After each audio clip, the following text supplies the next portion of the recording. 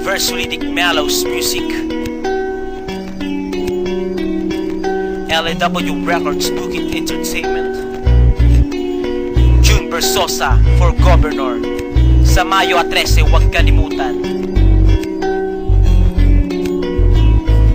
Ngayong papalapit na naman ang halalan, sino kaya ang iboboto kong pangalan? Sa buong probinsya ng Ilocos Sur, piliin natin yung makakatulong sa atin. Wag lang yung perang inaabot sa atin ang atupagin. Kailangan natin mag-isip di lang sa ating mga sarili, kundi sa ikabubuti ng mga nakakarami. Kasi sa mura kong edad, iba ang aking natanaw. Yung iba na landas ay naligaw, mga tumatakbong kandidato sa unay nangangako. Pero kapag siya na ang nasa pwesto, lahat ng mga pangako niya ay maglaho. Ang politika ay pinaka maruming laro, mangungurakot ka ba naman bayang hinahakot? Tapos tayo ay nagtitiis sa hirap habang sila abala sa pagpapayaman. Huwag tayong magpasilaw sa pera at magagandang plataforma, kasi ganyan talaga sa umpisa. Kaya tayong lahat sana ay magkaisa, dahil lang tanging hangad naman natin lahat ay kalayaan at pagbago. Maruming politika pwede na nating kalimutan, kasi meron nang nagkapagpasya upang baguhin ang buong probinsya, at kailangan niya ang ating suporta. Sana'y tayong lahat magkaisa. Rocky June Versosa para gobernador, upang lahat tayo'y makatikim ng kalayaan.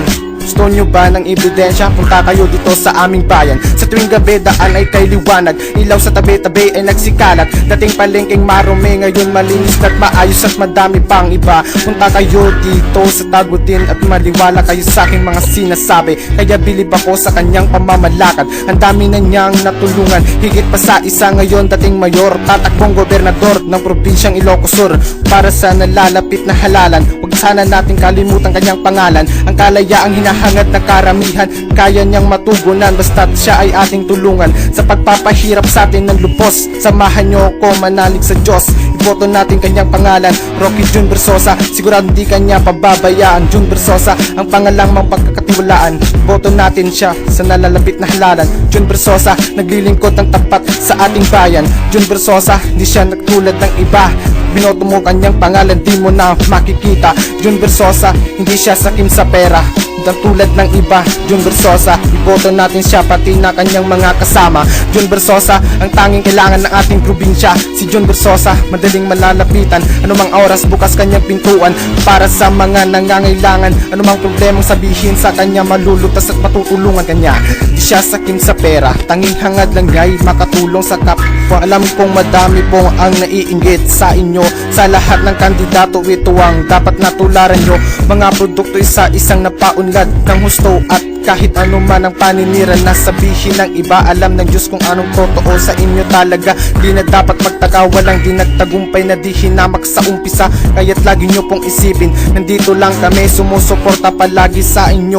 Nananalangin sana kayo ay maupo sa pwesto, at mas madami pa kayong matulungan na tao nahihirapan sa araw-araw na pamumuhay, sa kabudukan, hirap sa tubig. Sana po inyong matulungan. Kaya mga tago din yan, sana sa atin siya'y solido, kasi walang ibang makikinabang kundi tayo ang mauuna. Bukod doon, huwag kayong pasilaw sa pera. Sabi ni Black, dapat tama. Kaya't isipin nyo ang ikabubuti nating lahat, at wag lang ang kaligayahan na hindi sapat. Isipin nyong mabuti, ang pera dadaan lang yan sa inyong mga kamay. Pagkatapos nun, ikay malulumbay sa dulo. Ano ang masasabi kundi ang pagsisisi? Kaya't nasa ating mga kamay ang kalayaan. Sa Mayo 13, inaasahan ni Mr. June Versosa ang ating suporta.